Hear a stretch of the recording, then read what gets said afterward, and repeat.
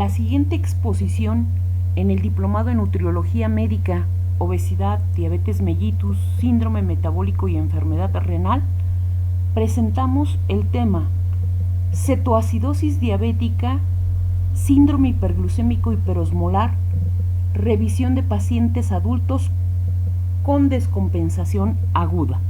Presenta Lidia Gutiérrez Hernández.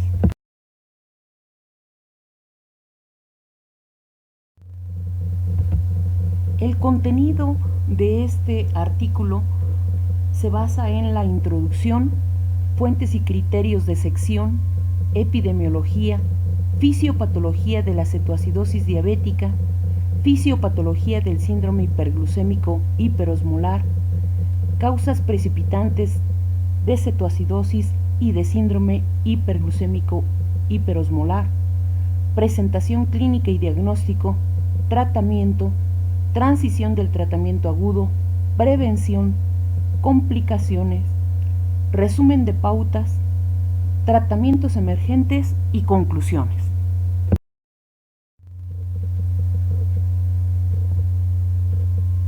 La cetoacidosis diabética y el síndrome hiperglucémico hiperosmolar son emergencias potencialmente letales que ocurren en pacientes con diabetes tipo 1 y diabetes tipo 2. La cetoacidosis diabética se define por una tríada de hiperglucemia, acidosis metabólica y cetonemia. El síndrome hiperglucémico hiperosmolar se define por hiperglucemia severa, alta osmolalidad sérica y deshidratación. La cetoacidosis diabética euglucémica es un término utilizado para describir la cetoacidosis diabética acompañada de una glucemia inferior a la prevista. Se realizaron búsquedas en PubMed desde mayo de 1975 hasta enero de 2019 para identificar artículos en inglés publicados en revistas revisadas por pares mediante los siguientes términos de búsqueda: cetoacidosis diabética euglucémica, síndrome hiperglucémico hiperosmolar, crisis hiperglucémica, inhibidores de cotransportador de glucosa en sodio, protocolos de edema cerebral y acidosis metabólica hiperclorémica. Artículos de revisión relevantes, más de 200 artículos en la preparación de este manuscrito. Solo artículos que incluyan humanos. Se incluyeron revisiones de base de datos retrospectivas. Se priorizó las publicaciones que cubrían la epidemiología y el tratamiento de la cetoacidosis diabética y el síndrome hiperglucémico hiperosmolar. Se incluyeron ensayos controlados aleatorios y artículos originales publicados en los últimos 40 años, así como declaraciones de consenso, guías y revisiones sistemáticas publicadas en los últimos 10 años. La frecuencia de la cetoacidosis diabética ha aumentado durante la última década en Estados Unidos y en el Reino Unido. El síndrome hiperglucémico hiperosmolar es menos común y representa menos del 1% de todos los ingresos relacionados con la diabetes. El aumento observado en los ingresos hospitalarios por emergencias diabéticas tiene varias explicaciones potenciales. Estos incluyen la creciente prevalencia de diabetes, factores psicosociales, culturales y económicos que a menudo limitan el acceso a la insulina y la atención médica ambulatoria. La cetoacidosis diabética causa un gasto médico estimado de 2.4 mil millones de dólares, 1.9 mil millones de libras esterlinas, 2.100 millones de euros por año en los Estados Unidos. En el Reino Unido, el costo promedio de un episodio de cetoacidosis diabética se estima en 2.064 libras, 2.682 dólares, 2.384 euros por paciente. La cetoacidosis diabética era una enfermedad mortal antes del descubrimiento de la insulina en 1921. Cerca de 100 años de disponibilidad de insulina han permitido que la mortalidad relacionada con la cetoacidosis diabética en la población adulta disminuyera progresivamente a menos del 1%. Ciertos grupos de pacientes tienen tasas de mortalidad de hasta el 5%, incluidos los pacientes con afecciones comórbidas significativas y los de edad avanzada. El síndrome hiperglucémico hiperosmolar, que ocurre más comúnmente en adultos mayores con comorbilidades subyacentes, tiene una tasa de mortalidad del 10 al 20%.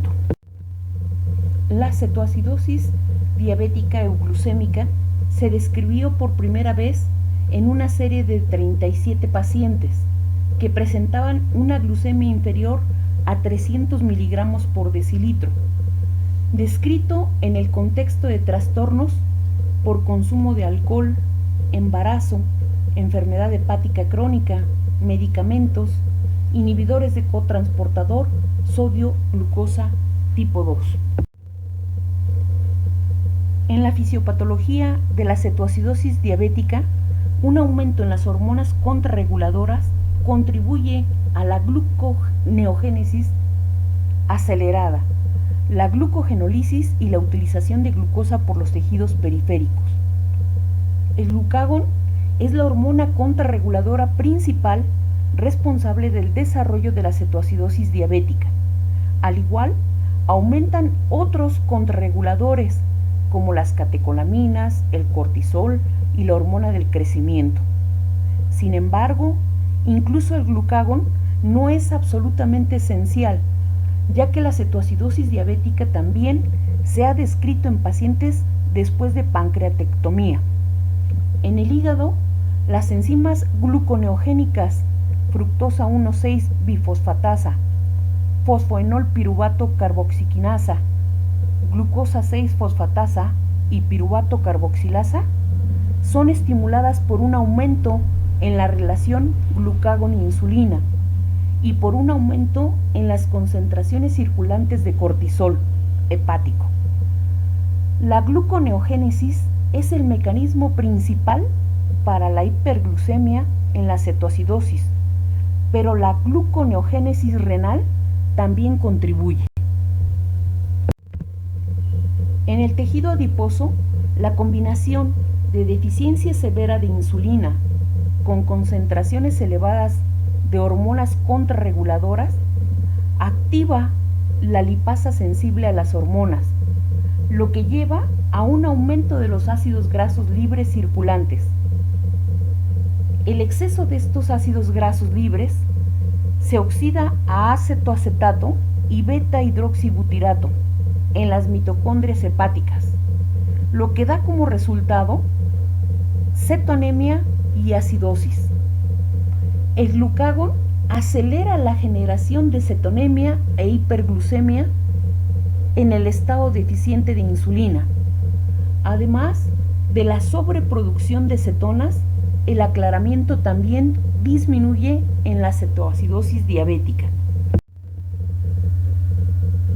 Tanto la hiperglucemia como las altas concentraciones circulantes de cuerpos cetónicos dan como resultado una diuresis osmótica que conduce a hipovolemia y posteriormente disminución de la tasa de filtración glomerular. La diuresis osmótica promueve la pérdida neta de sodio, potasio, calcio, magnesio, cloruro y fosfato, lo que contribuye aún más a las anomalías electrolíticas asociadas con la cetoacidosis diabética, contribuyendo a la hiperglucemia, hiperosmolalidad y acidosis metabólica.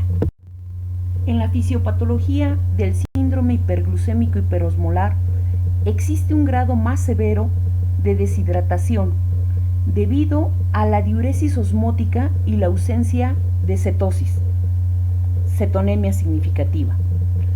Una mayor concentración de insulina hepática circulante podría explicar en parte la ausencia de cetosis significativa. Los pacientes con este síndrome tienen concentraciones más bajas de ácidos grasos libres, de cortisol, de hormona de crecimiento y de glucagón, como en la cetoacidosis diabética.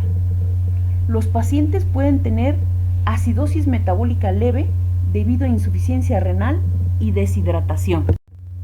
Dentro de las causas precipitantes de la cetoacidosis diabética se encuentra que la infección es el factor desencadenante más común de esta patología, en un 45%, seguida de la omisión de la insulina, 20%. Otras causas incluyen diabetes de recién diagnóstico, problemas relacionados con el alcohol o las drogas. La omisión de insulina se puede observar en pacientes de todas las edades y se observa con mayor frecuencia en aquellos pacientes con trastornos alimentarios, angustia psicológica, miedo a la hipoglucemia y miedo al aumento de peso. Los factores que están asociados con la omisión de insulina incluyen la incapacidad de pagar la insulina, la idea de que la insulina interfiere con la alimentación. Los inhibidores del cotransportador sodio-glucosa tipo 2 se han identificado como agentes causales en varios casos reportados de cetoacidosis diabética euglucémica. Otros factores de riesgo incluyen diabetes autoinmune latente de la edad adulta, cirugía, dietas bajas en carbohidratos, abstinencia de insulina o reducción de dosis, enfermedad médica aguda, embarazo, la disminución de la ingesta calórica, el consumo excesivo de alcohol y la enfermedad hepática. El síndrome hiperglucémico hiperosmolar ocurre con mayor frecuencia, pero no exclusivamente, en personas mayores con diabetes tipo 2 y con comorbilidades acompañantes. Los factores precipitantes incluyen neumonía en un 40-60%, infecciones del tracto urinario 5 a 16%, otras afecciones agudas como enfermedad cerebrovascular, infarto agudo del miocardio y trauma. El riesgo del síndrome hiperglucémico hiperosmolar aumenta en entornos de ingesta inadecuada de líquidos debido a diferentes mecanismos de sed, con el envejecimiento o incapacidad para acceder a los fluidos. La Asociación Americana de Diabetes, las Sociedades Británicas Conjuntas de Diabetes para la Atención de Pacientes Hospitalizados y la Asociación Americana de Endocrinólogos Clínicos presentan a continuación los criterios de diagnóstico para la cetoacidosis diabética y el síndrome hiperglucémico hiperosmolar. Los pacientes con cetoacidosis diabética pueden presentar algunos o todos los síntomas siguientes: poliuria, polidipsia, náuseas, vómito, dolor abdominal, trastornos visuales, letargo, sensorio alterado, taquicardia, taquipnea y respiraciones de Kussmaul, con un olor afrutado el aliento. Los pacientes generalmente tienen un volumen gravemente reducido intravascular que le condiciona hipotensión ortostática. Los criterios de diagnóstico para la cetoacidosis diabética pueden incluir una elevación del acetoacetato de la orina o del beta-hidroxibutirato en la sangre. Los medidores de cetonas sanguíneas en el sitio de atención del paciente y las tiras reactivas para medir el beta-hidroxibutirato son costosos y no están fácilmente disponibles en muchas instituciones. Los pacientes con cetoacidosis diabética euglucémica secundaria al tratamiento con un inhibidor del transportador sodio-glucosa tipo 2 pueden tener menor poliuria y polidipsia debido al grado más leve de hiperglucemia y pueden presentar malestar general, anorexia, taquicardia, taquipnea con o sin fiebre. Los pacientes con síndrome hiperglucémico hiperosmolar a menudo presentan un nivel alterado de conciencia que puede enmascarar los síntomas habituales de hiperglucemia, Existe una relación directa entre la hiperosmolalidad y el sensorio deprimido en aquellos pacientes cuya glucosa sanguínea es superior de 600 miligramos por decilitro y concentraciones insignificantes de cetonas. La Asociación Americana de Diabetes, la directriz del Reino Unido, la Asociación Americana de Endocrinólogos Clínicos y el Colegio Americano de Endocrinología resumen en la siguiente tabla los criterios clínicos y de laboratorio para la cetoacidosis diabética, los cuales incluyen glucosa sérica, pH arterial, concentración de bicarbonato, anion gap, acetoacetato de orina, beta hidroxibutirato en sangre y el estado mental. La Asociación Americana de Diabetes, la directriz del Reino Unido, resumen en la siguiente tabla los criterios clínicos y de laboratorio para el síndrome hiperglucémico hiperosmolar, en el cual incluyen como parámetros la glucosa sérica, el pH arterial, la concentración de bicarbonato, el anion gap, rino de acetoacetato, beta hidroxibutirato en sangre, osmolalidad y el estado neurológico. En las siguientes diapositivas hablaremos acerca del tratamiento de la cetoacidosis diabética y del síndrome hiperglucémico hiperosmolar. El tratamiento tanto de la cetoacidosis diabética como del síndrome hiperglucémico hiperosmolar incluye el suministro de soluciones generalmente administrada por vía intravenosa, electrolitos e insulina. Identificar la causa de la diabetes descompensada aguda es muy importante, pero esto no debe causar ningún retraso en el tratamiento. Se ha demostrado que el uso de guías y protocolos estandarizados en papel e informatizados para el tratamiento de la cetoacidosis diabética disminuye el tiempo de cierre de la brecha aniónica, reduce la duración de la hospitalización y minimiza las complicaciones durante el tratamiento de la cetoacidosis diabética. Sin embargo, incluso cuando los protocolos son disponibles y los proveedores de atención médica son conscientes de ello, la adherencia es deficiente.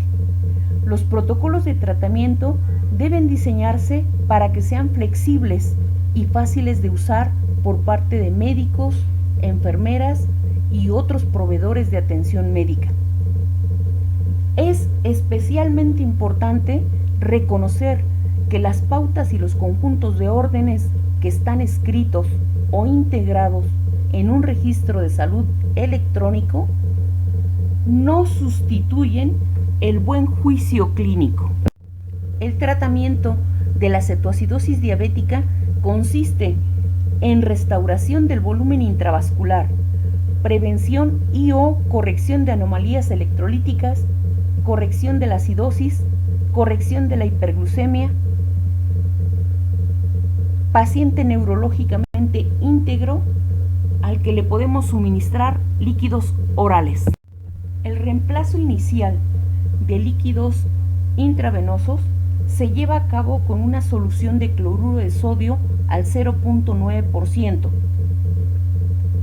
La Asociación Americana de Diabetes indica que este suministro sea de 1000 a 1500 mililitros de solución salina al 0.9% durante la primera hora.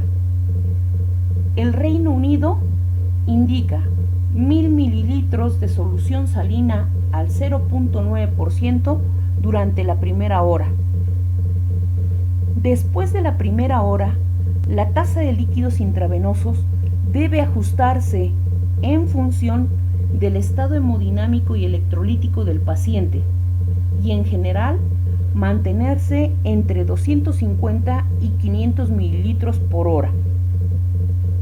En los pacientes con una concentración de sodio corregida normal alta, la Asociación Americana de Diabetes recomienda cambiar a cloruro de sodio al 0.45% después de la primera hora de recepción de los líquidos. Y el Reino Unido recomienda utilizar la solución salina al 0.9% durante todo el tratamiento de la cetoacidosis diabética. Se debe agregar dextrosa al líquido intravenoso cuando la glucosa en sangre se acerca a la normalidad, para continuar con la infusión de insulina a una velocidad suficiente para resolver la cetoacidosis diabética y evitar la hipoglucemia. La Asociación Americana de Diabetes recomienda agregar dextrosa al 5% cuando la glucosa en sangre sea menor a 200 miligramos por decilitro. El Reino Unido recomienda adicionar dextrosa al 10% cuando la glucosa sérica sea menor de 250 miligramos por decilitro. Los pacientes con cetoacidosis diabética tienen déficit de potasio en todo el cuerpo. Debe reemplazarse después de evaluar la función renal a través de la producción de orina. Las recomendaciones por la Asociación Americana de Diabetes son 20 a 30 miliequivalentes de potasio en cada litro de solución cuando el potasio sérico es menor de 2.5 miliequivalentes por litro. La recomendación del Reino Unido es 40 miliequivalentes en cada litro de solución salina cuando el potasio sérico es menor de 5.5 miliequivalentes por litro. Debido a que la terapia con insulina promueve un cambio intracelular de potasio, se recomienda que la insulina no se inicie si el potasio sérico es menor de 3 miliequivalentes por litro, para evitar que empeore la hipocalemia. El objetivo de utilizar insulina en la cetoacidosis diabética es detener la lipólisis y la cetogénesis. Se debe iniciar después de la reanimación con líquidos y la corrección del potasio sérico. La dosis 0.1 unidad por kilogramo por hora, suficiente para suprimir la lipólisis y la cetogénesis. La recomendación hecha por la Asociación Americana de Diabetes es administrar insulina intravenosa a una dosis basada en el peso fijo, 0.14 unidades por kilogramo por hora después de un bolo inicial de 0.1 unidades por kilogramo de peso. La recomendación del Reino Unido es administrar insulina intravenosa regular a una dosis fija basada en el peso, 0.1 unidades por kilogramo por hora. Se necesita un ajuste de la tasa de insulina intravenosa para garantizar la resolución de la cetoacidosis diabética. La Asociación Americana de Diabetes dice, si la glucosa en plasma no disminuye en 50-75 miligramos por decilitro del valor inicial en la primera hora, la infusión de insulina debe aumentarse cada hora hasta que se logre una disminución constante de la glucosa. El Reino Unido recomienda aumentar la tasa de insulina intravenosa cada hora, utilizando la medición directa de beta-hidroxibutirato y aumentando la tasa de insulina en incrementos de 1 unidad por hora hasta lograr la reducción de cetonas en sangre al menos 5.2 miligramos por decilitro por hora. Si no se puede medir el beta-hidroxibutirato en sangre, aumente la velocidad de infusión de insulina en 1 unidad por hora para lograr un aumento en las concentraciones de bicarbonato a una velocidad mayor de 3 miliequivalentes por litro por hora, o disminuya la glucosa en sangre más de 50 miligramos por decilitro por hora. Los candidatos potenciales para el manejo de cetoacidosis diabética con terapia de insulina subcutánea son aquellos que cumplen con los siguientes criterios. El paciente está alerta, el paciente puede tolerar la ingesta de líquidos orales sin náuseas, sin vómito. El pH arterial es mayor a 7 y el bicarbonato es mayor o igual a 10 miliequivalentes por litro. Las dosis de insulina de acción rápida son en bolo inicial 0.3 unidades por kilogramo, en dosis de mantenimiento 0.2 unidades por kilogramo cada 2 horas, y cuando la glucosa en sangre es menor a 250 miligramos por decilitro, administre 0.05 a 0.1 unidades por kilogramo cada 2 horas hasta que la cetoacidosis diabética se resuelva. Es muy importante identificar y tratar el motivo de la cetoacidosis diabética y prevenir su recurrencia. Esto se logra evaluando los motivos de la falta de adherencia a la insulina, enviando a consultas a trabajo social si el paciente no puede pagar la insulina, facilitar los tratamientos para pacientes con trastornos psiquiátricos no tratados o mal controlados, evitar el consumo de sustancias de alcohol, tratar las causas precipitantes como infección, accidente cerebrovascular, infarto agudo del miocardio o trauma. Los pacientes con cetoacidosis diabética también tienen déficit de fosfato corporal total, pero ningún estudio prospectivo ha demostrado que el reemplazo de fosfato mejore el resultado. La terapia con insulina disminuye el fosfato, pero la sobrecorrección puede causar hipocalcemia. La directriz del Reino Unido recomienda el reemplazo de fosfato solo si el paciente tiene síntomas de debilidad respiratoria y del músculo esquelético.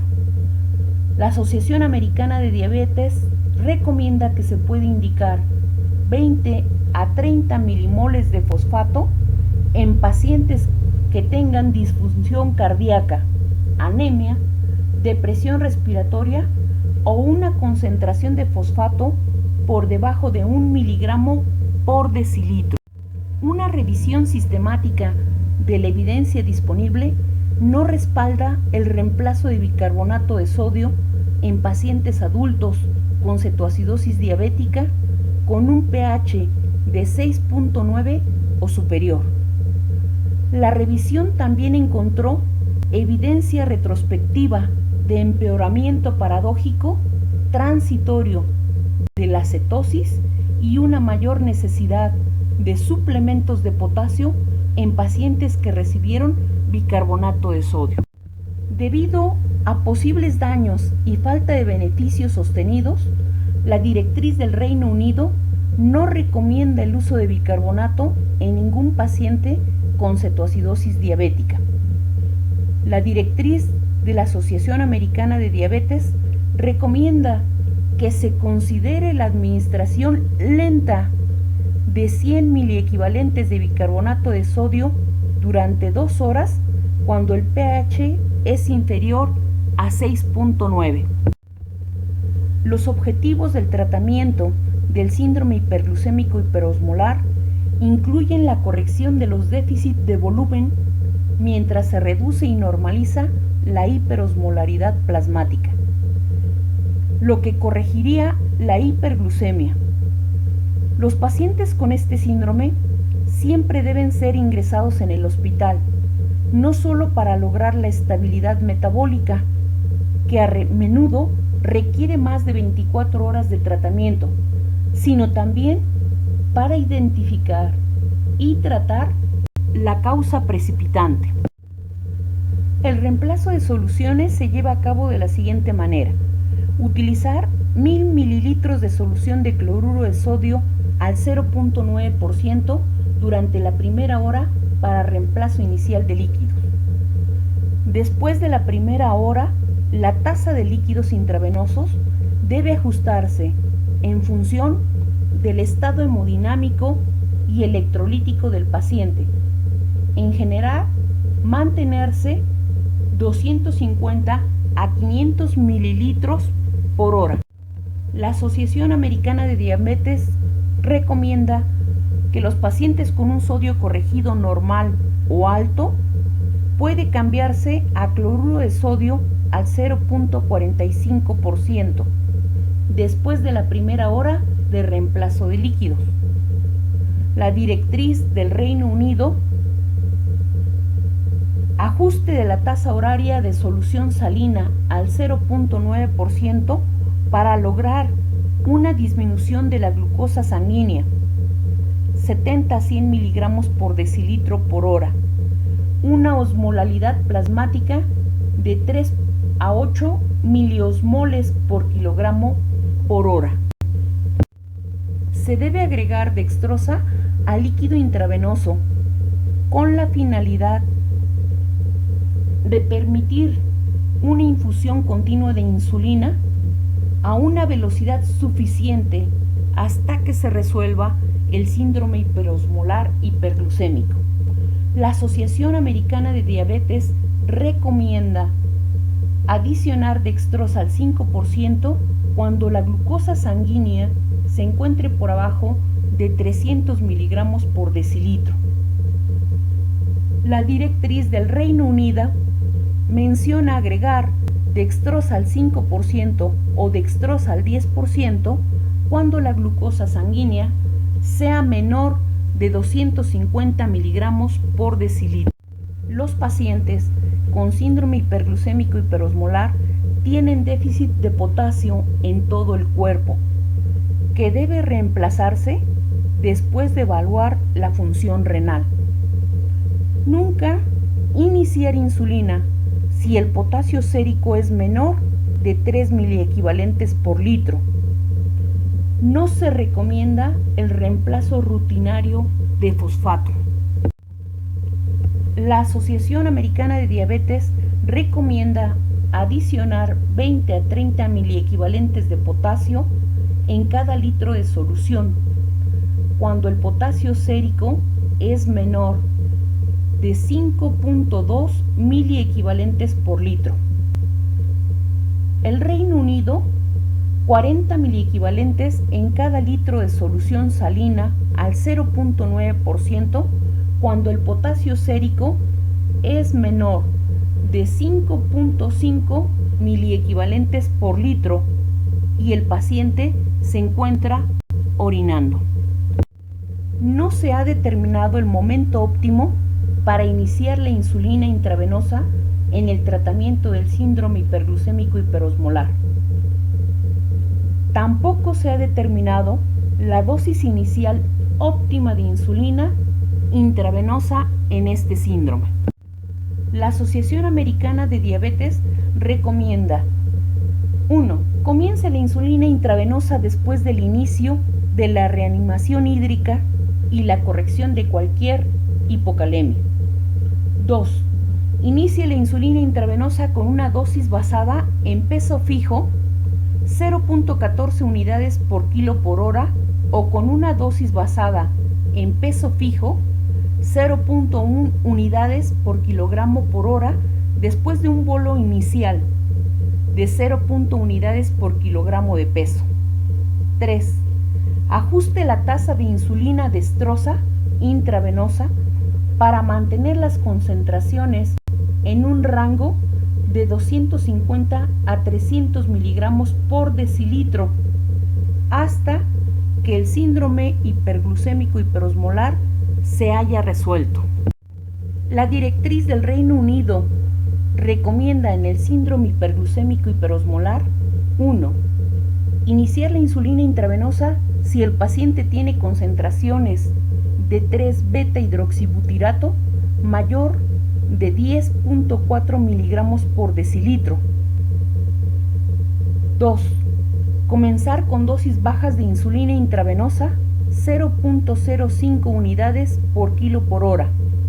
3.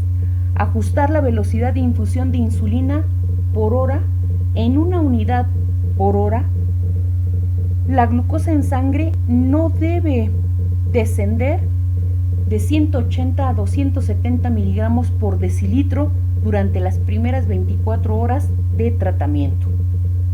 Es importante identificar y tratar el motivo que condicionó el síndrome hiperglucémico hiperosmolar y prevenir su recurrencia.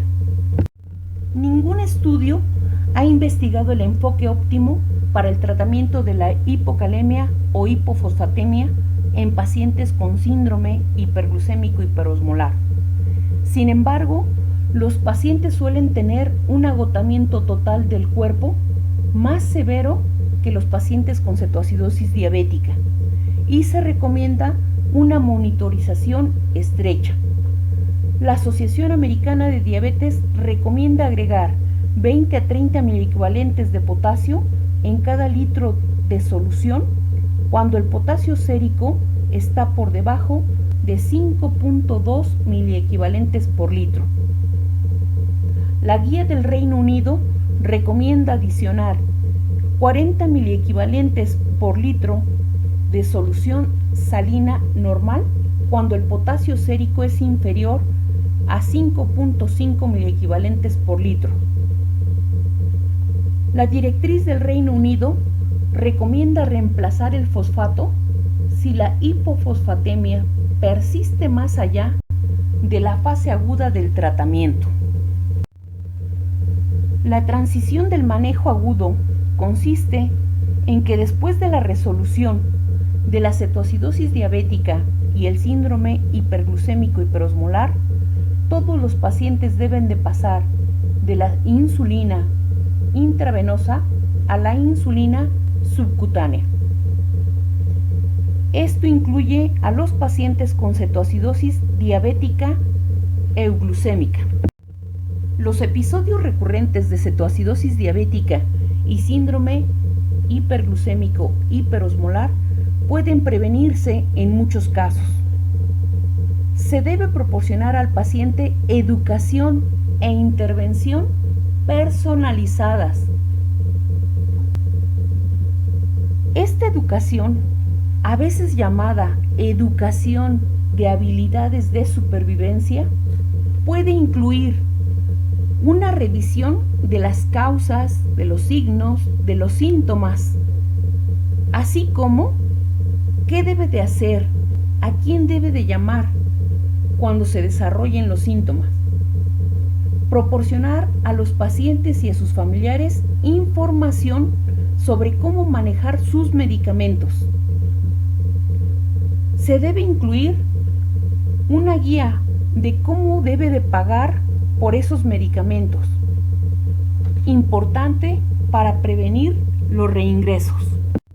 De las complicaciones en los pacientes con cetoacidosis diabética y síndrome hiperglucémico hiperosmolar se encuentra el desarrollo de edema cerebral es el más grave. Este se ha descrito con mayor frecuencia en niños pequeños y adolescentes que presentan cetoacidosis diabética como la manifestación inicial de diabetes, pero también se ha descrito en adultos jóvenes. Las recomendaciones actuales sugieren mantener una concentración de glucosa sanguínea entre 250 a 300 miligramos por decilitro durante varias horas durante el curso del tratamiento, como método potencial para evitar esta complicación.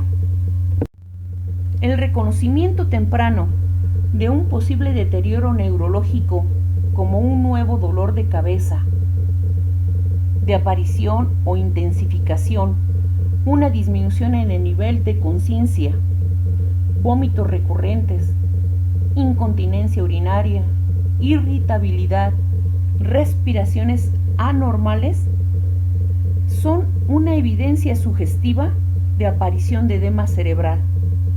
La administración inmediata de terapia con manitol a una dosis de 0.5 a 1 gramo por kilogramo de peso durante 20 minutos puede ayudar a abortar el deterioro neurológico. Las complicaciones más comúnmente observadas en adultos incluyen hipocalemia e hipercalemia, hipoglucemia y acidosis metabólica hiperclorémica. La hipocalemia se informa con mayor frecuencia que es el resultado de retraso en la administración de suplementos de potasio e insuficiencia de los mismos. La hipercalemia puede ser el resultado de un reemplazo de potasio demasiado agresivo, particularmente en pacientes con disfunción renal. La hipoglucemia puede ser el resultado de infusiones de insulina demasiado agresivas, una frecuencia insuficiente de monitoreo de la glucosa o falla en la adición de dextrosa a los líquidos endovenosos cuando las concentraciones de glucosa sanguínea se aproximan a 250 miligramos por decilitro. Otras complicaciones que ocurren con menos frecuencia pero importantes incluyen el infarto agudo del miocardio, edema pulmonar en pacientes con insuficiencia cardíaca congestiva y rabdomiólisis en pacientes que presentan grados de deshidratación más severa. Los pacientes con cetoacidosis diabética tienen 1.55 veces más probabilidades de experimentar un derrame cerebral en 6 meses que aquellos sin cetoacidosis diabética. Los pacientes ingresados en el hospital con cetoacidosis diabética representan un grupo muy alto de riesgo de mortalidad. Son pacientes por lo regular que tienen comorbilidades, enfermedades psiquiátricas, abuso de alcohol o abuso de sustancias tóxicas. Todo ello contribuye a una mayor mortalidad. Las instituciones de salud en los Estados Unidos y en el Reino Unido han hecho grandes esfuerzos para mejorar el cumplimiento de protocolos y pautas en el tratamiento de la cetoacidosis diabética y el tratamiento del síndrome hiperglucémico hiperosmolar, de tal manera que puedan dar como resultado mayores beneficios para los pacientes, incluyendo reducir el costo de su atención. Varios estudios están investigando estrategias de tratamiento óptimo, así como estrategias de tratamiento alternativo para los pacientes con cetoacidosis diabética y con síndrome hiperglucémico hiperosmolar. Algunos de ellos se nombran en esta presentación. Incluyen administración de tiamina, manejo de electrolitos, lesión hepática o renal, función cerebral y de memoria, etc. Concluimos que 1. La cetoacidosis diabética y el síndrome hiperglucémico hiperosmolar son emergencias metabólicas graves que tienen el potencial de resultados adversos cuando no se reconocen y tratan rápidamente. 2. Se ha producido un aumento preocupante en la incidencia de ingresos por cetoacidosis diabética en las últimas 2 décadas, y la omisión de la insulina, así como la infección, siguen siendo las 2 causas precipitantes predominantes. 3. La introducción de los inhibidores de sodio glucosa T2 han aumentado la ocurrencia de la cetoacidosis diabética euglucémica, que puede ocurrir con uso de estos agentes, así como en otras situaciones clínicas. 4.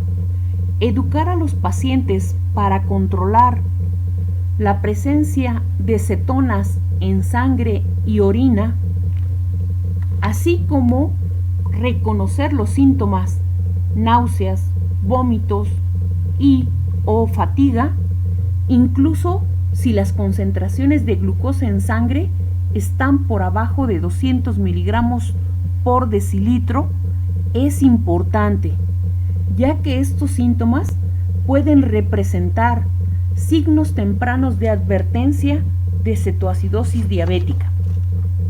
5. A pesar de las pautas bien escritas y publicadas para el tratamiento de la cetoacidosis diabética y el síndrome hiperglucémico hiperosmolar, estas pautas no siempre se siguen. Esto puede provocar hiperglucemia de rebote, hipoglucemia, anormalidades electrolíticas y recurrencia de estas patologías. 6. Los errores comunes en el manejo incluyen la terminación prematura de terapia de insulina intravenosa, el tiempo o dosis insuficiente de insulina subcutánea antes de la interrupción de la insulina endovenosa. 7. Cada vez se reconoce más que un gran número de pacientes que ingresan con cetoacidosis diabética son un grupo con alto riesgo de patologías agregadas que amenazan su propia vida y que incrementan la mortalidad. 8. Las estrategias para prevenir los reingresos hospitalarios, así como la morbilidad y mortalidad a largo plazo, incluyen el compromiso con educadores de diabetes sobre las estrategias para controlar las concentraciones de glucosa en sangre durante los periodos de la enfermedad. 9. Se necesita un mayor enfoque para educar a los médicos, pacientes y sus familias sobre el reconocimiento temprano, la etiología y las estrategias para la prevención de la diabetes y la descompensación aguda. Muchas gracias. Para la elaboración de esta presentación no fue utilizada bibliografía adicional.